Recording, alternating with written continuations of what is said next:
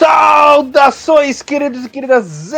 Está no ar mais um número Seleção Japonesa com todas as novidades e informações da melhor seleção do continente.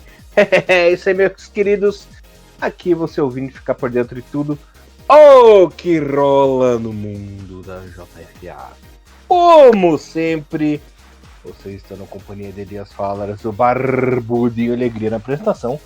Comentários da lenda, do mito, Mr. Thiago de Cruz, que tá mais feliz que pinto no lixo. Tudo bem com você, Thiagão? Salve, Elias. Bom dia, boa tarde, boa noite a todos nossos queridos ouvintes. Voltamos após algumas semanas de sem gravação ao Renúmero Podcast. Vamos falar hoje sobre os jogos, os amistosos do mês de junho da nossa seleção japonesa. Amistosos interessantes, Elias. Eu não estava dando coisa para esses amistosos. No final, acho que vai ter mais assunto do que eu imaginava quando saiu ali a convocação.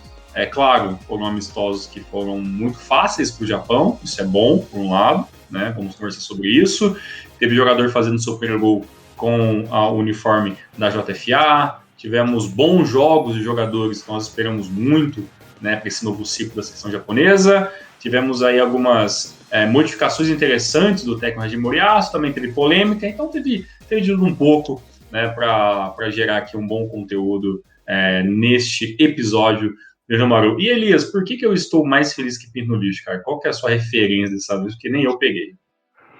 Porque foram 10 gols em 2 jogos, 2 goleadas. Tá mais feliz que pinto no lixo, que dizem que quando o pintinho lá da galinha, ele foge do galinheiro, ele vai direto no lixo comer as porcaria, né? Olha só. Será que é um termo de Canoinhas isso, cara? Não, eu escuto muito isso também aqui no interior de São Paulo também, viu? Igual eu fiz na vida que liga. Qual que é a lógica da parada, sinceramente, aí eu nunca pensei. É porque pintinho tem alimentação restrita, né? Fica só lá no milhozinho, nas minhoquinhas e tudo mais. Aí fica deslumbrado quando encontra uma lixeira, né? Agora você ilustrou muito mais do que eu imaginava. Esse daria pano pra manga esse assunto, nada a ver com nada. Mas, Elias, pegando esse gancho de pinto no lixo, de felicidade com alguma coisa, eu imagino que dessa vez, né, a duríssima imprensa japonesa não vai ter nada o que reclamar desses amistosos, né? Foram 2 amistosos baba, o Japão fez um monte de gol, matéria pelo menos pelos próximos dias aí, enaltecendo, né, o futebol da seleção japonesa. Aí, assim, não é pouca coisa, né? O pessoal fala, mas enfrentou El Salvador, que é fraquinha. Mas enfrentou o Peru, que não é grande coisa, não. Negativo, galera. Por exemplo, a Coreia do Sul perdeu pro Peru e empatou com o El Salvador, né? Pois é, né? Então isso foi um negócio meio absurdo. E a seleção do Peru é o atual número 21 do ranking da FIFA. Então, assim, né? Na verdade, o Peru ele tá um número abaixo do Japão, né? O Japão é o atual 20º, né? É claro, né? Ranking de FIFA é um negócio que a gente cita, né, com aquele pezinho atrás, né? Mas é uma seleção que eu até esperava um jogo melhor contra a seleção do Peru. Achava que seria uma seleção que daria um pouco mais de problema, mas o Japão acabou não tendo muitas dificuldades e a gente vai poder destrinchar um pouco mais sobre isso. Elias, vamos até passar talvez um pouco mais rápido, né, sobre o primeiro jogo, até porque foi basicamente um passeio em todos os sentidos, né? A seleção de El Salvador não conseguiu gerar nenhuma dificuldade para o ataque japonês, né? Toma o primeiro gol, né, do Shogo Taniguchi, ali no cruzamento do Kubo logo no primeiro minuto. Aos 3 minutos, né, o Rodrigues entrou por trás do Eda, foi expulso direto. O Japão já faz 2-0 aos 4 minutos com o Edinha, e ainda mais no primeiro tempo teve mais um belo gol do Kubo, gol do Dou. Na segunda etapa teve ainda o gol anulado do Eda, gol do Nakamura, né, que consegue dar um gol até interessante, né, do Kito Nakamura ali com a assistência do Kubo, e no final do jogo o Soma faz um belo cruzamento ali pro gol de cabeça do Furuhashi, mas basicamente esse jogo, para todo mundo que vê os highlights, você percebe que a equipe de El Salvador realmente ela é bem abaixo, né, da seleção japonesa, uma equipe muito fragilizada na questão de marcação, sem nenhum poder ofensivo, e ainda jogando com um jogador a menos, basicamente sei lá, 88 minutos de jogo, então é uma coisa que dificultou completamente qualquer chance da gente ter um bom espetáculo, né? Mas vale, né? Vale pelo treino e melhor para o Japão que teve um jogo tranquilo aí para estar vencendo. E foi uma atuação de gala, né, Tiagão? Fazia tempo que nós não víamos uma seleção japonesa tão soberana numa partida. É claro que a parte ofensiva do El Salvador não era lá grandes coisas, então defensivamente não deu para avaliar muito, né? Uhum. A parte ali de trás do Japão. Mas mesmo assim, quando teve alguma coisinha, foi muito bem seguro. Na parte ofensiva, só elogios, todo mundo foi bem, inclusive, finalmente o Ayase Ueda marcou seu primeiro gol pela seleção japonesa, né? Verdade. Demorou só 4 anos pro desgraçado fazer gol, né? Mas conseguiu fazer seu golzinho dele. Fiquei feliz que o Kyogo voltou a ser convocado também, fez gol, né, Tiagão? Kubo jogando bem, fazendo gol, jogando bem, sendo o principal jogador do meio-campo, né? A gente fica muito feliz com isso também, que finalmente, né? Pelo jeito, coisa melhorou. Inclusive, ele jogou bem na segunda partida, então a gente vai falar muito sobre isso. Gostei da atuação do Taniguchi também, né, Tiagão? Um jogador que o pessoal pensou, poxa, agora que ele foi lá pro Qatar, será que ele vai ser descartado na seleção? Será que ele não vai ser mais convocado e tudo mais? Foi convocado, jogou, fez gol, tem sido um zagueiro importante, já tinha sido importante na Copa também, né, Tiagão? Então, fiquei bem satisfeito com a atuação do Taniguchi, né? Quanto ao time que entrou em campo, o Japão entrou com Osako, Sugawara, Itakura, Taniguchi, Murista, Doan, Morita, Hatati, Kubo, Ueda e Mitoma. Entraram na etapa final Kyogo, Keito Nakamura, que até fez gol também, o Atsuki Ito, Yuki Soma, Hayao Kawabe e Takuma Asano, né? Lembrando que o Asano sentiu umas dores e até conseguiu completar a partida, mas ficou daquele modo meio capenga, né, Tiagão? Lembrando que os gols da partida foram anotados ainda no primeiro tempo com o Taniguchi, o Ueda, Kubo e o Doa. Na etapa final, o Keito Nakamura e o Furuhashi deram números finais ao jogo. E foi 6-0 a partida e tudo mais. Se o Japão quisesse, se o Japão apertasse mais ainda, poderia ter sido 10, 11, 12 numa boa, né? Tava bem tranquilo, bem sossegado aí pro Japão. E chegava muito fácil, né?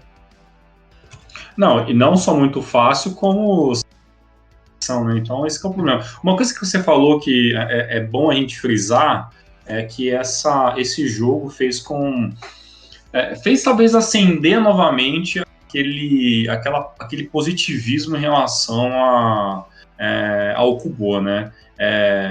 O Kubo já mostrou por muitas vezes que talvez eu estava errado em muitos dos meus conceitos sobre ele, e após uma excelente temporada jogando na La Liga, ele volta a fazer um bom jogo na seleção. É claro que esse bom jogo na seleção ele tem um menos, que é um adversário fraquíssimo, mas ainda entra, no final das contas, positivo, né? Porque ele deu assistência, né? Foi a referência no ataque, né? Então, isso não, de nenhuma maneira, tira os méritos individuais do Kubo nessa partida. E talvez ele é um jogador que precisava bastante, né?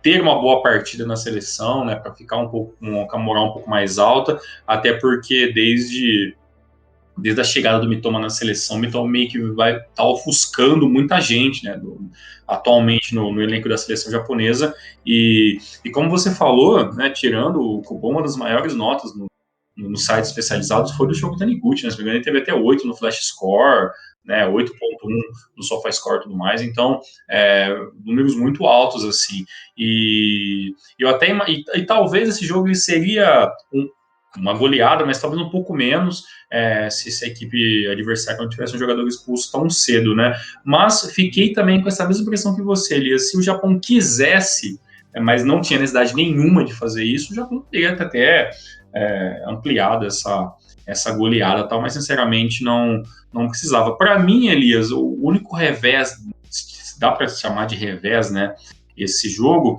eu só achei que não deu para a gente ter noção nenhuma do Osako, do Morishita, né, do Sugawara na lateral direita, porque foi um jogo que basicamente Salvador não deu nenhum chute a gol. Né? Literalmente, El Salvador não deu um chute a gol, já tava até vendo aqui qual era a estatística do jogo. Foram 2 chutes, 2 xoxos aí. 2 xoxos, né? E o Japão chutou jogando 28 vezes para gol, 14 foram para fora e 14 foram finalizações corretas. Então, assim, teve muita finalização. A única coisa que também que eu achei meio ruim assim é que eu achei que o Japão, ele, claro, como era uma equipe muito superior a El Salvador, uma equipe que marcou muito em cima e acabou fazendo muitas faltas meio bobas, assim. Então, eu achei que o Japão poderia ter, sabe, tirado a bola um pouco mais na manha, né? Então ficou muito físico, né? As divididas ali, e poderia até acabar se machucando algum jogador de uma maneira muito idiota ali e tal.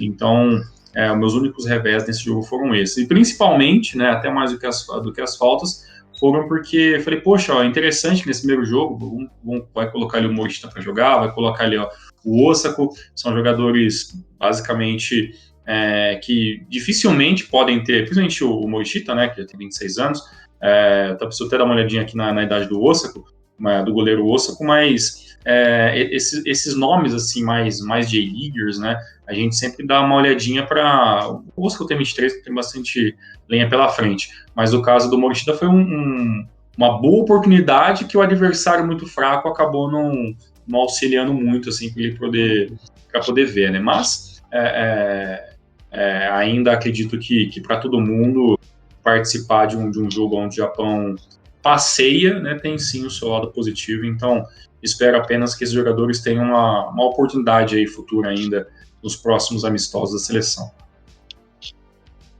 Maravilha, Mr. Thiago e Cruz. 6-0 tranquilo, um jogo legal. Tava falando aqui com o Thiagão, galera, em off ali, a gente tava analisando os jogadores de El Salvador. Tem uns jogadores que jogam nos clubes bem interessantes, né, Thiago? Jogam ali até no... Ai, puxa vida, me fugiu o nome do time.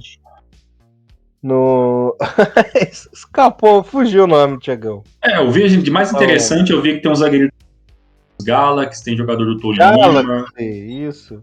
Né, tem jogador da equipe B do Chicago Fire, né? Então, assim, tem bastante jogador que joga aqui em algumas ligas. Pô, tem bastante jogador que joga na MLS, né? Tem jogador do Seattle Sounders. Então, assim, não é a seleção de El Salvador, por mais fraca que seja, não é uma seleção semi-amadora, né? A gente estava até conversando sobre, sei lá, Ilha Salomão, outras equipes assim que tem equipes muito mais locais, né? Então, aos poucos, a seleção do El Salvador, que às vezes até dá um pouco de trabalho, né, nas competições, na Copa Ouro, competições que envolvem a CONCACAF, a equipe vem progredindo ano a ano, mas é claro, né, é uma progressão muito, muito lenta se você comparar com, né, as equipes tops ali da parte ali da CONCACAF, que tem mais dinheiro, tem mais desenvolvimento, então El Salvador nem consegue entrar muito nessa equação, porque está até alguns anos luz atrás de Costa Rica e outras equipes, né? Muito mais acostumadas, né, a jogar na parte de cima da tabela.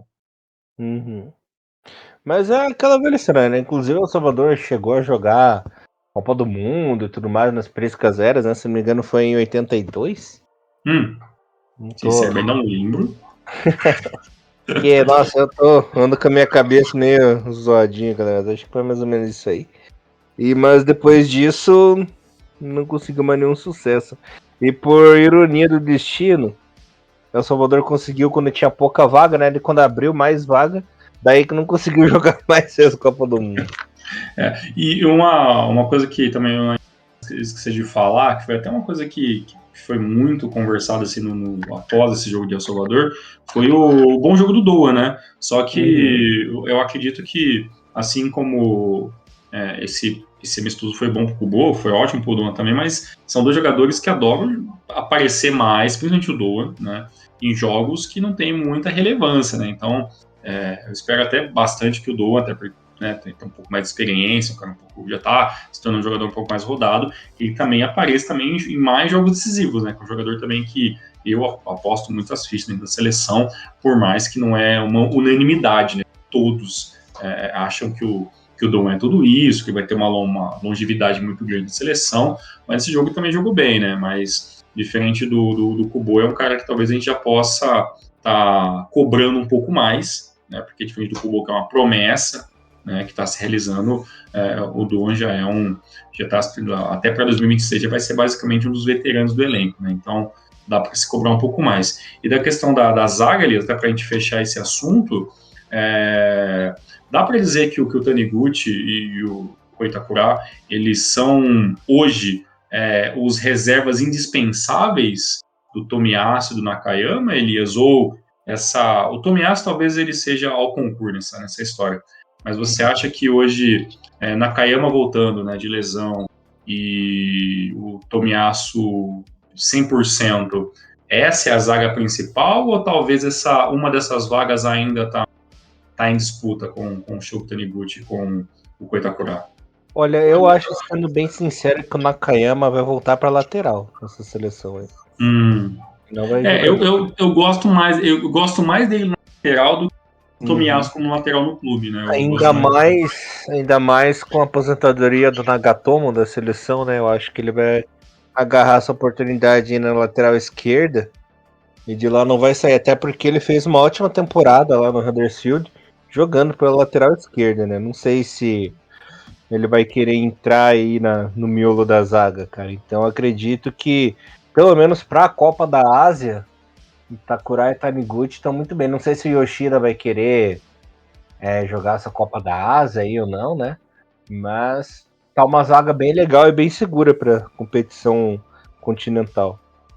Pois será que teremos Nagatomo aposentado da seleção sem uma despedida também? Será que continuamos com essa dinastia de não ter despedida da seleção? Porque se o Nagatomo for assim, basicamente talvez o Yoshida não tenha também. É difícil, né? Você vê que eles não estão sendo mais chamados, não sei se é porque eles não querem ser chamados ou por opção do Moriaço mesmo, que já tá pensando nessas renovações aí, né, Thiago? Mas é que nem você disse, né? O Japão tem tradição, ele não se despedir de ninguém dignamente, né? Pois é. E assim seguimos, né? Como a gente sempre fala aqui, né? E assim segue o barquinho, né? Exatamente. E o próximo jogo, eles vão falar um pouquinho sobre o Japão e Peru. Sim, senhor. Mais uma goleada aí, né, para um time da América, né? Dessa vez da América do Sul.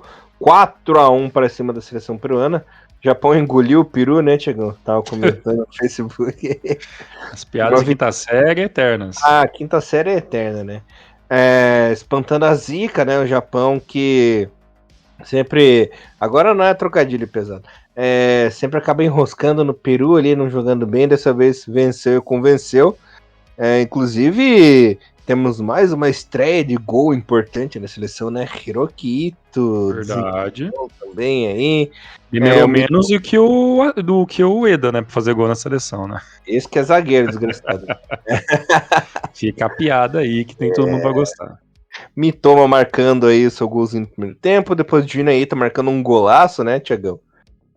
Defesa. Maedinha marcando 4 gols. O quarto gol foi um golaço. Tá? Ó, o Maedinha, hein? O cara só pegou, saiu, todo mundo recebeu um baita de um passe tuque ali, né? Aquele estilo maestria. E o Christopher Gonzalez aí diminuindo para a equipe do Peru. Nesse jogo tivemos aí um pouquinho mais de resistência ofensiva, né? O Peru chegou a chutar 8 vezes a gol. Teve 8 chutes, né? Com 2 objetivos aí. Nesses 2 chutes objetivos, um acabou entrando, né, Tiagão? Que foi aí o gol de honra. Por incrível que pareça, na soma total dos 2 tempos, o Peru teve mais posse de bola. Teve 54% aí a 46% do Japão, né, Tiagão? Mas mesmo assim, embora tenha chutado bastante, tenha tido posse de bola, ameaçou, mas não ameaçou. Ficou naquele banho-maria, né? Naquele meio termo, o jogo. O Japão, mais uma vez, saiu melhor, sobressaiu. E foi melhor que o adversário, né? Entrou em campo dessa vez com o Nakamura no gol. Thiagão e o Bom Tempo ficaram felizes com o Nakamura no gol, finalmente, né? Verdade, aí, concordo. Sugawara, Itakura, Taniguchi, Wataru Endo. Kamadinha, Hiroki Ito, Furuhashi, Hatate, Junyaito e Mitoma. Também fiquei feliz que o Furuhashi e Hatate jogaram, embora não goste dessa posição aí do Furuhashi nesse time, mas enfim. Entraram na etapa final Morita, Doan, Soma, Kubo, o Seco e o Maedinha. Lembrando que o Asano não jogou essa partida porque sentiu, né, no último jogo, Tiagão. Então, como estava desconfortável, ele acabou não entrando aí nesse jogo. Lembrando que o Japão já teve embates históricos, inclusive, contra a seleção peruana, inclusive na estreia do Japão na Copa América, lá em 99. Sim. Perdeu de 3-2 para a equipe peruana, um jogo bem disputado, inclusive Miura marcando um gol de falta, né? Eu lembro. Eu era E esse, criança. e esse jogo tá completo no YouTube até hoje, viu? A estreia do Japão contra o Peru na Copa América. A galera pode googar rapidamente, aqui vai encontrar sem dificuldades. Uhum. Teve um 0-0 lá em 2011. Teve aquele amistoso lá em 2007 que eu nunca me esqueço que o Maki e o Takahara fizeram um gol. Caramba. Eu lembro que o Maki fez gol no primeiro tempo, ela fez aquela comemoração de aviãozinho lá, feliz da vida. Você ficou zoando a gente que a gente levou o gol do Christopher Gonzalez, né, Tiagão? É melhor levar gol do Gonzalez do que do Mac, né? Então, Eu tava rindo porque o Gonzalez, eu tava até dando uma olhadinha também nos elencos, né? E o Gonzalez joga numa equipe lá que, pelo amor de Deus, né? Então, essa foi a piada que eu acho que eu fiz internamente. Esse jogo, Elias, eu tava achando interessante, assim, por um lado, se a gente for ver. Porque, assim, é mais um jogo onde o Japão ele teve uma. Eu vou falar facilidade, mas parece mesmo que a equipe a equipe da seleção da equipe do Peru, ela estava realmente marcando mal, né, a equipe do Japão, né? Então a marcação muito errada, o Japão toda hora jogando bola que e olha que nem sempre eram bolas altas, apesar que eu achei que no primeiro tempo teve uma quantidade excessiva de lançamentos na área, né? E o Furuhashi que até fez o último gol contra a extensão contra El Salvador foi do Furuhashi de cabeça, né? Só que nesse jogo os lançamentos não deram muito certo, até talvez isso ajudou, né, com que o Furuhashi tivesse notas muito baixas e também teve um jogo muito apagado, né? Tanto que depois ele acabou sendo substituído no comecinho do... Começo não, né? Nos 15, 16 minutos ali para o Maeda, e esse jogo não foi tão bom quanto poderia ser. Mas a seleção peruana muito lenta, né? Até comentei com o Elias, nem parece uma seleção que está acostumada a jogar contra o Brasil, contra a Argentina, né? Então, assim, pô, você toma o primeiro gol, né? Você vai lá e você vai retrair a equipe, vai se resguardar defensivamente, né? Vai tentar não tomar o segundo, né? Então, toma o primeiro gol do Ito, né? Um chutaço ali na entrada da área ali e tal. Depois toma o gol do Mitoma, né? No passe do Camado, o Mitoma vai lá, dribla dentro da área, faz a finalização, tudo bem, teve ali um desvio, mas o Mitoma, na finalização, ele tira o zagueiro e mata o goleiro, né, com o desvio, né, e aí teve ainda um gol impedido, né, que teve ali um impedimento ali no final do primeiro tempo, que talvez daria uma sobrevida ali para a equipe do Peru no segundo tempo. O gol foi muito bem anulado, que realmente o Lapadula estava impedido, e aí quando volta para o segundo tempo, a equipe do Peru troca vários jogadores ali automaticamente, ele troca 4, 5 jogadores logo no início da segunda etapa, não surge efeito, depois acaba tomando o gol do Dinhaito, né, um golaço, não um gol, né, em si, né, mas sim toda a jogada, né, o contra-ataque rápido, a troca de passes, né, de um lado para o outro, a bola chega no Mitoma que deixa o Ito na cara do gol, e ainda o Ito com toda a calma vai lá e, né, tira do goleiro para chutar no canto esquerdo. Então o conjunto da obra muito bom, e no final ainda a gente foi agraciado com o gol do Maeda, que para mim ele é o... Dá para dizer, talvez, Elias, não sei se você vai concordar comigo, que o Maeda ele é o novo operário da seleção japonesa, né? Que ele faz aquele trabalho sujo que quase ninguém mais quer fazer, né? Então, o Maeda fazer gol para ter uma continuidade na seleção, eu acho que é muito, muito válido também. E também, né? Mais um gol aonde o toque sai nas costas do zagueiro, e o Maeda levou a bola durante um bom tempo, ainda faz a finalização. Então, para consagrar essa fase do Daisen que no clube tá mais ou menos, né? Poderia estar melhor, né? Então é um jogador que talvez muitos contestem aí o quanto tempo vai durar na seleção, então Ele fico tá bem, né? feliz. Não tá ser um craque, mas tá. Exato, é esforçado, isso ninguém pode tirar, né? E o que o Dyson fez de contribuição para a Copa, a gente não pode esquecer nunca, porque realmente foi um jogador de extrema importância. E aí depois do 4-0, o gol do Gonzalez foi uma toque meio boba, né? A zaga deu uma vacilada ali, que foi basicamente no meio da zaga, né? Que sai todo o lance ali. Mas enfim, 4-1, dentro do Suíta, né? Que 35 mil espectadores, é um estádio que a gente tem derrotas vexatórias, né? Como até o Bom Tempo citou ali. Se não me engano, foi no Suíta que o Japão teve aquele jogo ridículo contra a Venezuela, né? Que se não me engano, perdeu de 4-1, né? Também teve aquele jogo ridículo contra a Tunísia, né? Que o Japão basicamente não jogou, né? E acabou perdendo por 3-0. Então, e também foi no Suíta que o Japão perdeu de 1-0 para a Oman nas eliminatórias. Então, assim, é um estádio que não tem boas recordações de nada, né? Então, vencendo o Suíta, então teve essa questão a mais ainda de você de a gente quebrar talvez essa, a gente chama de maldição, mas é basicamente esses resultados ruins. Uma coisa que eu achei esquisita, Elias, aí eu quero a sua opinião, mas você fica à vontade para falar mais sobre os lances, foi o seguinte, no final do jogo, até um dos lances que virou gol, foram do Yuki Soma, né? E o Yuki Soma ele entrou como lateral direito no lugar do Sugawara, né? E o Yuki Soma ele é ponta, né? E eu tava até dando uma olhadinha aqui, ele não tem muitos jogos, jogo nenhum jogando como lateral, né? Então ele é um cara que joga pelas pontas e, quiçá, pode pintar um pouco como centroavante. Tudo bem que o Yuki Soma ele é muito baixinho, muito magrinho para ser um centroavante, né? Ele tem uns 33 e tal, tudo mais.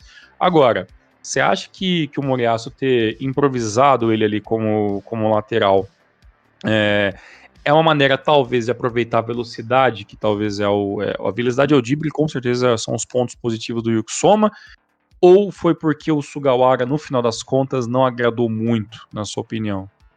Eu acho que vale a pena testar, inclusive esses jogos são perfeitos, inclusive, para testar, né, Tiagão? Foi aprovado, ele foi bem. O Wilco Soma que me lembra muito o Alex Santos, sabe? Que o Alex Santos também era ponta, também jogava na parte esquerda do meio campo, né? E virou um lateral esquerdo muito bom na seleção, né? Na seleção Sim. do Chico. E nos dois jogos, né, o Soma ele entrou no lugar do Sugawara, né? Então por isso que eu fiz. Se não me engano, foi no primeiro jogo que o Soma deu o cruzamento pro Furuhashi, né? Nesse jogo não teve nenhuma assistência dele, mas me chamou a atenção, né? Essa troca durante as duas partidas. Outra coisa que eu quero falar é que interessantíssimo ver o Nakamura voltar à seleção. Tudo bem que o jogo também não teve um pouco mais de chance que a seleção do Peru e tudo mais, acabou tomando gol. Mas assim, não foi um jogo onde a gente poderia ver realmente se o Nakamura ele tá em ótima fase, né? Obviamente uma ótima fase, tá tudo ok, a carreira dele e tudo mais, mas é um goleiro que passou também por altos e baixos na carreira como um todo, então eu espero muito que, se não é para jogar a Copa do Mundo, que pelo menos o Nakamura esteja entre os 3 goleiros para a Copa da Ásia. Então essa é a minha esperança. Mas no geral, Elias, eu acho que mais do que um bom jogo do Mitoma, um bom jogo do Ito, do Junha, sabe, ou né, o gol do Maeda, foi um jogo que na minha cabeça vai ficar sendo como talvez um dos piores que eu vi da seleção do Peru nos últimos anos, né? Até porque a seleção do Peru não é essa porcaria toda que estava hoje em campo, tá? É uma seleção que sabe jogar de igual para igual com equipes muito melhores. Mas a gente sabe que quando o assunto é amistoso, tem muita equipe que acaba testando demais, ou não se preocupando tanto com o resultado, e infelizmente eu acho que isso também tem que ser levado em consideração para o jogo de hoje. Tanto não é porcaria que ganhou da Coreia, né? Ganhou de 1-0. Verdade. E outra coisa, Elias, já que uma coisa que eu sempre vou lembrando de cabeça, vou jogando assuntos para você. Para você, nesse jogo contra o Peru, foi... eu vou usar o termo pior, tá, mas você vai entender. Foi menos agradável, na sua opinião, o jogo do Hatate ou do Furuhashi? Assim, o Furuhashi, cara, por mais que eu goste muito dele, ele tem altos e baixos, né, Tigão? Então, ele não foi bem contra a seleção do Peru. Eu não sei se mexe muito com o psicológico do jogador esse negócio, essa incerteza, né, que ele tem ter essa incerteza é meio contraditório falar, mas ele tem essa incerteza de que ele não tem vaga garantida na seleção, né, Não Tigão? tem a dúvida que isso mexe demais com a cabeça do jogador, com certeza. Então Não mexe tem a muito dúvida. com a cabeça dele. Ele quer mostrar serviço e não consegue, né? Ele até jogou de centroavante aí no jogo de hoje. Só que você vai concordar comigo. Eu gosto mais dele jogando como ponta, eu gosto mais dele como segundo atacante, que ele desenvolve melhor.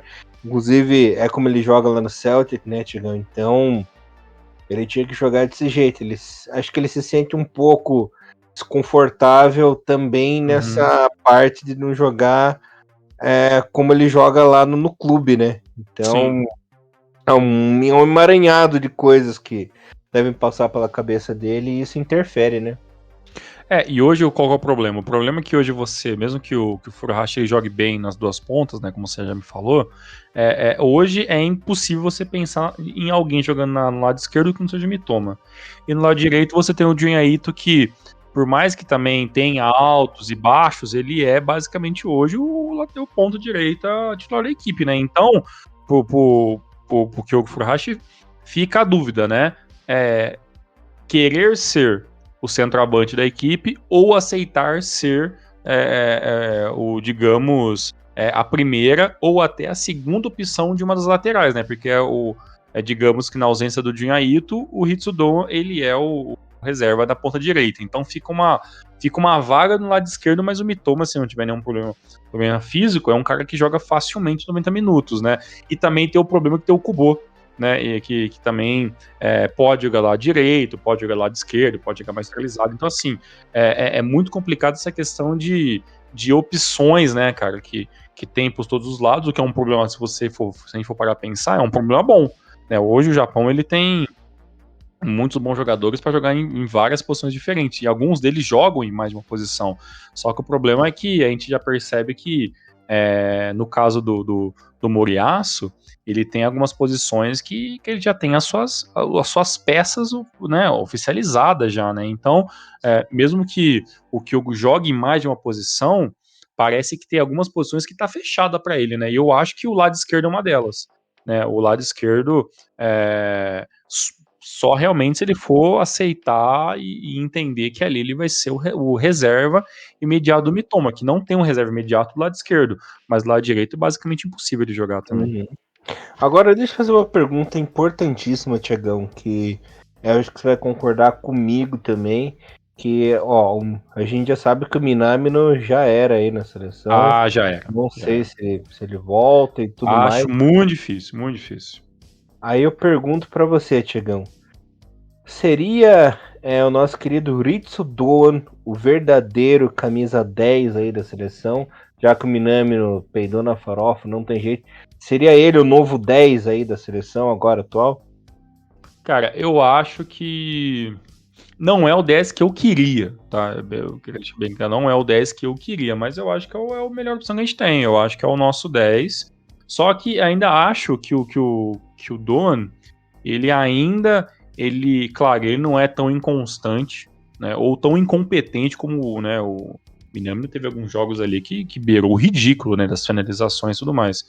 Mas eu acho que o Doan, ele ainda tem um problema ele não tem a regularidade que tem um Mitoma, sabe? Não, é isso que é o problema, talvez, do Doan. Mas eu acho que na atual seleção ele é o nosso camisa 10, né? Mas ele é aquele camisa 10 que nem todo jogo é para entrar jogando, né? Então acho que às vezes o Doan, no segundo tempo, quando ele não rende muito, em dias ruins, o Doan rende muito melhor no segundo tempo, como um cara que começa o jogo, né? Mas hoje, com certeza, hoje não.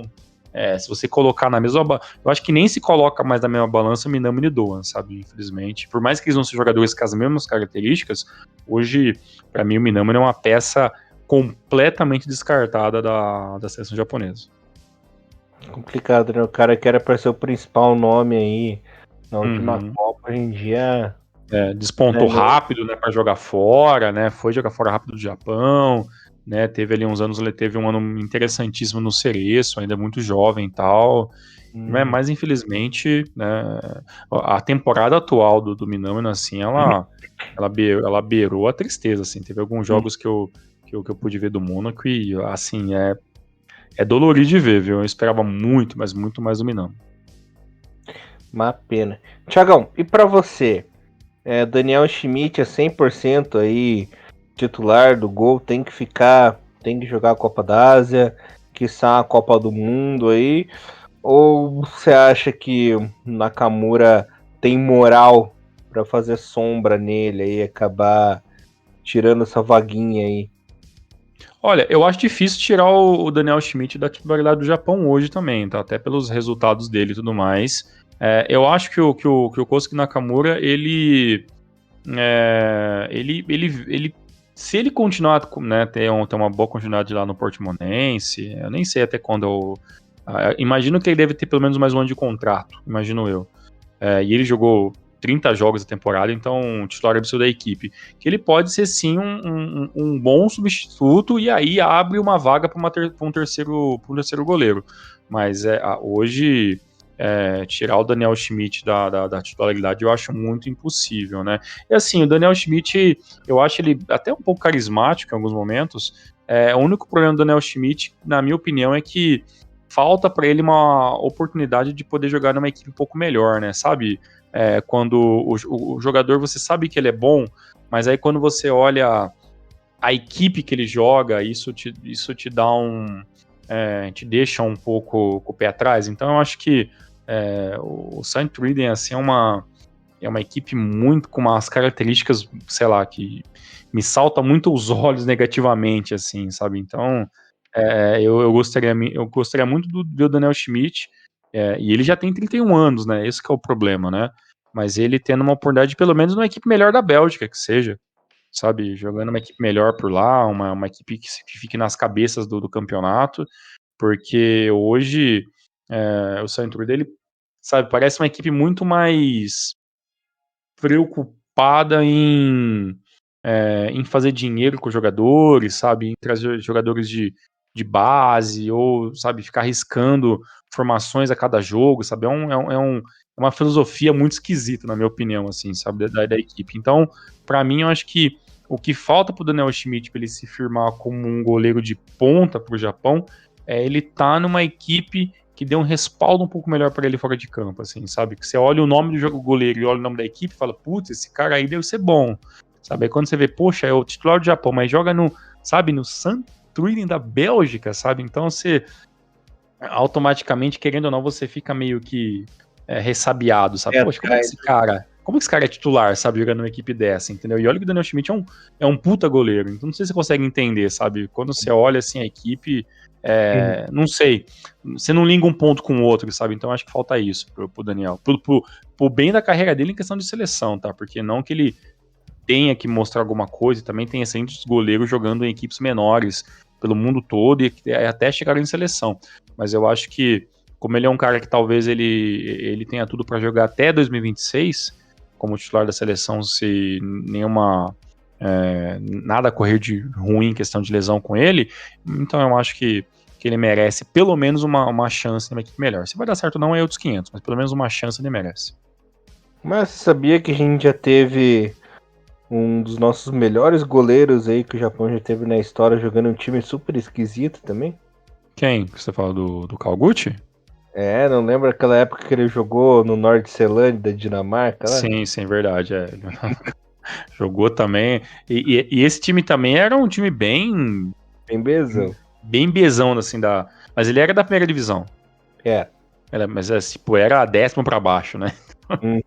Mas tava na hora. Tava na hora do Anderlecht. Pelo menos jogar na Anderlecht, num Bruges, assim, né? Pô. Não, poderia ser, né? Porque é um goleiro de seleção, né? Então é por isso que eu falo, né? E olha que se eu vou parar pra ver também, né, Elias?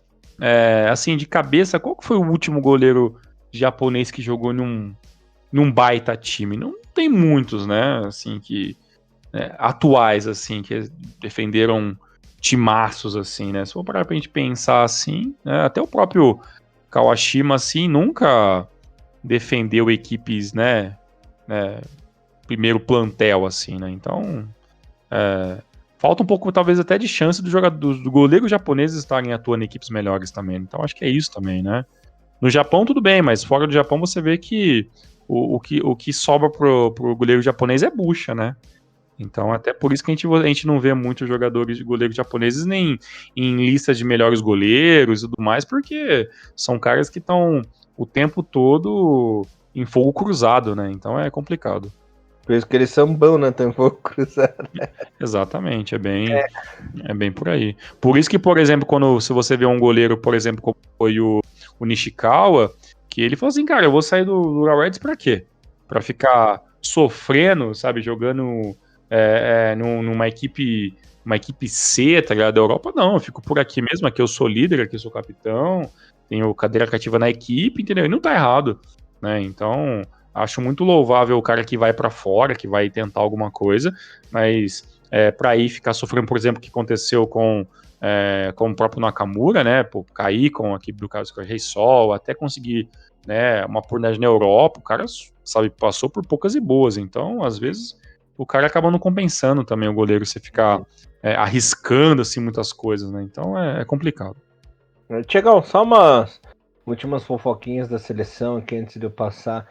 Se bem que vamos passar primeiro os resultados de uns jogos interessantes que ocorreram aqui. Boa. Dias depois das fofocas. Uhum.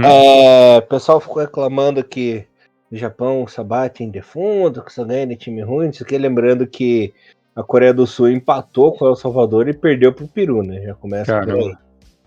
Complicado, né? O Brasil levou um nabo da seleção do Senegal, conseguiu levar 4 gols do Senegal e perdeu por 4-2. Ele quase teve briga no final do jogo, foi uma vergonha. O jogo do Brasil. Um fiasco. A Alemanha perdeu em casa para a Colômbia por 2-0. Verdade. A Alemanha tá numa fase assim terrível, né? Só teve jogo em casa, chegou empatar com a Ucrânia em casa, tava perdendo de 3-1, empatou no finalzinho com o pênalti Mandrake, perdeu também para a Polônia, um amistoso, dessa vez lá na Polônia o jogo, 1-0. E jogando mal, meu Deus do céu. E não perdia para a Polônia há muito tempo. Eu mesmo nem lembro a última vez que a Alemanha tinha perdido para a Polônia.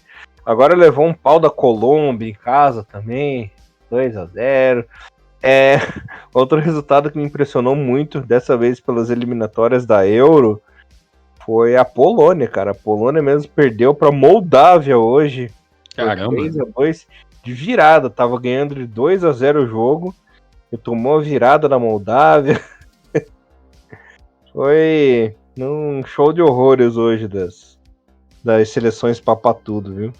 Exato, e eu vi 2 resultados bem interessantes amistosos que tiveram hoje também, Elias, que a China ganhou da Palestina por 2-0, né, a fraquíssima seleção da China, e para mim um dos melhores resultados que eu vi hoje foi o Vietnã ganhando de 1-0 da Síria, né, então a equipe do Vietnã, claro, jogando em casa, mas aprontando aí um pouquinho a seleção do Vietnã também, que passa por poucas e boas também, eu tava até vendo aí, tem até conversas aí de presidente roubando dinheiro, assim, é uma bagunça que acontece em todo mundo, né, e o Vietnã, né, que eu nem sei muito o que tem para roubar dos copos do Vietnã, mas roubar enfim, acontece. Só se for, porque realmente corrupção dentro da Federação do Vietnã é uma beira a sacanagem, né, e por algum motivo, né, o amistoso entre Malásia e Iêmen que teria, né, esses últimos dias aí foi cancelado, né, então, assim, muitos amistosos estão sendo do mundo afora aí, né, então a gente sempre que lembra, a gente fala um pouquinho aqui também. E o teu resultado interessante também, que a seleção do Luxemburgo ganhou da Bósnia fora de casa, cara, 2-0. Será que, assim, é muito difícil a gente falar porque, nossa, será que Luxemburgo vai, né, pintar como uma surpresa? Muito difícil, né, mas assim, não deixa de ser um resultado curioso. E já havia vencido um outro jogo também, Tiagão. Tinha vencido a seleção de Liechtenstein em casa também. Então já embalou aí 2 vitórias consecutivas. Só que eu acho que a brincadeira vai acabar que vai enfrentar Portugal no próximo rodada, né? E Liechtenstein que é uma seleção que eu assisti vários jogos dela quando passa, porque raramente quando passa, né, alguns jogos eliminatórios aqui na ESPN e tal, sempre tem a seleção do Liechtenstein no meio, né? Então, já assisti pelo menos uns 3 jogos da seleção do Liechtenstein aí.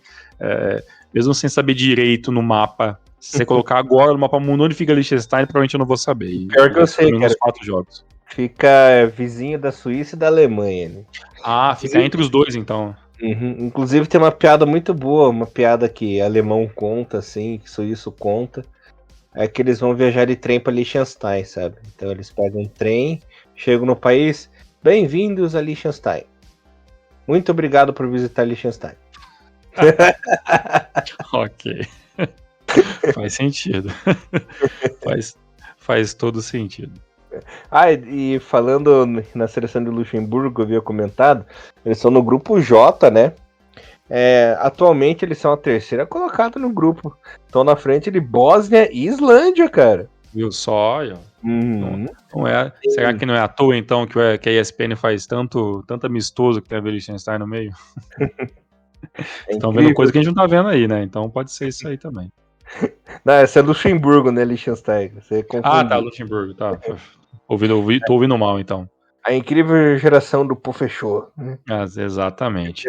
Elias, e agora o Japão volta a campo só na próxima data FIFA, que é em setembro, né? Provavelmente são 2 jogos. Eu tava lembrando de cabeça, mas eu sei que um dos jogos está confirmado contra a Alemanha e tem uma vaguinha aberta. Eu, pelo menos, não consegui achar nenhum spoiler ou nenhuma fofoca sobre Não achei também. quem que pode ser esse possível outro jogo, mas assim, já que vai enfrentar a Alemanha, eu imagino que seja uma seleção também europeia também, né? Porque o jogo não vai ser em casa, né? Então, né? Vamos aguardar aí para ver quem que pode ser esse outro amistoso confirmado com o Japão, que bem provável que deva estar pipocando já até no mês 7, já deve ter resolvido isso aí também. Ainda não tem nada, inclusive nem nada agendado.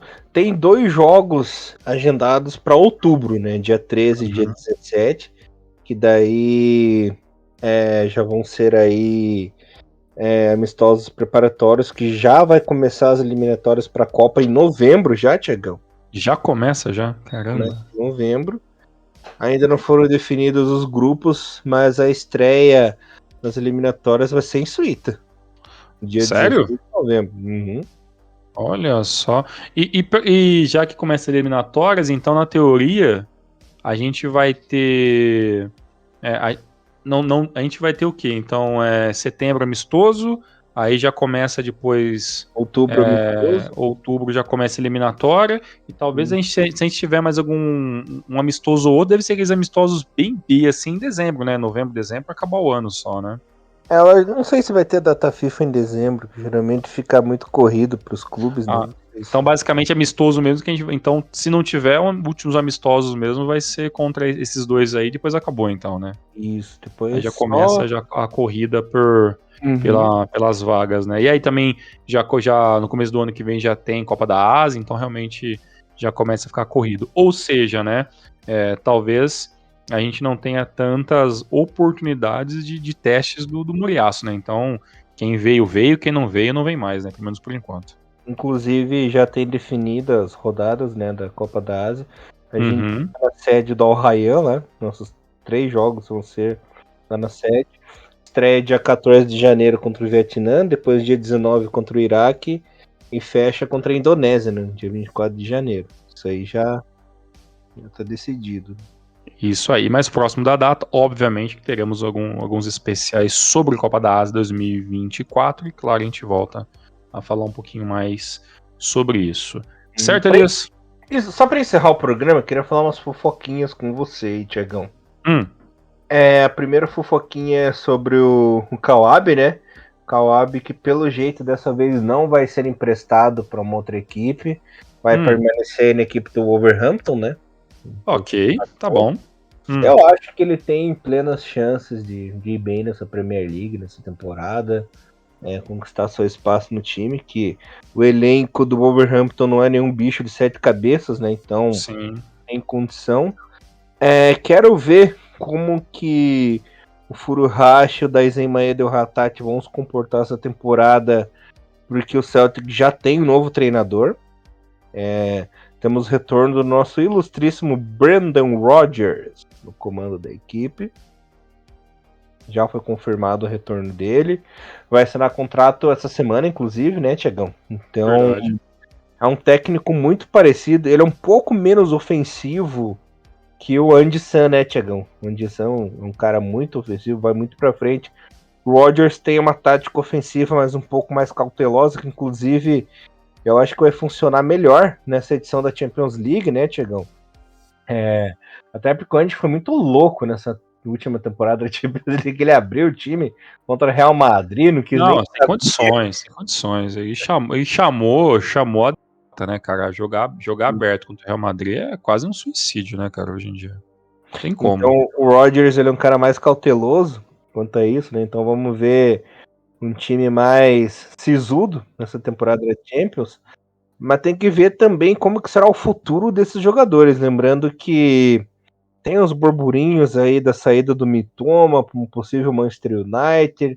E parece que o Brighton já está de olho no Hatate aí para ser o substituto do Mitoma no time, né? Tem uns burburinhos bem fortes. Com a ida do Postecoglou para o Tottenham, já tem esse burburinho de Furuhashi indo para lá também. Ainda mais que tem um papo muito alto do Kane indo pro Real Madrid, né, Tiagão? E também do Son indo pro Manchester United. Então abre aí uma chance muito boa do Furuhashi pro Tottenham, também não sei. Lembrando que o Kamada já tá acertado com o Milan também, né, Tiagão? Vai jogar aí no Calcio. Então são essas as fofoquinhas mais quentes do futebol japonês no momento. Como tem muita especulação aí, eu prefiro aguardar pra ver. Mas você falou sobre o Kawabe, já tem 27 anos, hein? Essa janela pode fechar rapidamente pro Kawabe, então ele que tem aí, se ele vai jogar realmente pelo Wolves aí nessa temporada, que seja ele tava sendo emprestado, né, direto.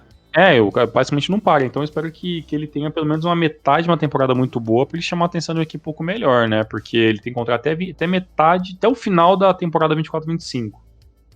E aí, né, talvez aí 24-25, basicamente, ele já vai estar com 29, e aí já fica mais difícil, né? Então, espero muito que o Cobb tenha uma quantidade muito boa na equipe do Wolves, que, assim, vendo nome por nome assim, não vejo ninguém muito gigante que possa estar falando, nossa, aqui não tem como o Cobb jogar, sabe, sinceramente.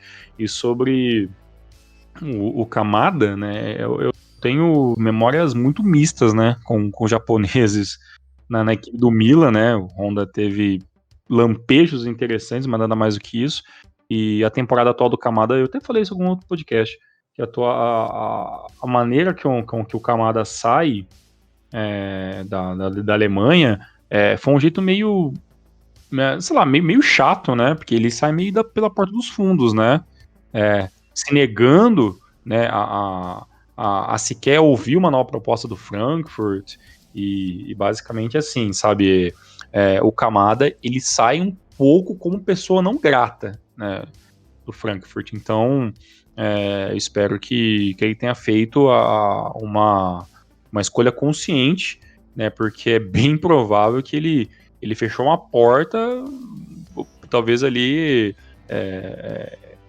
eterna, né, com a equipe do Frankfurt. Então, não espere aplausos com o Kamada jogando contra a equipe aí. E aí no Milan a gente sabe que o Milan, bem, o italiano como um todo, ele é 880, né? Ele ama ou odeia, né? Então eu espero que o Kamada jogue muito bem, porque o Honda ele vem com uma expectativa muito grande no Milan e teve jogos que foi basicamente vaiado, né? Então espero que isso não aconteça com o Kamadinha, que também, assim como outros, precisa muito de uns 2 anos mágico aí para consagrar essa vaguinha para 2026 para a seleção.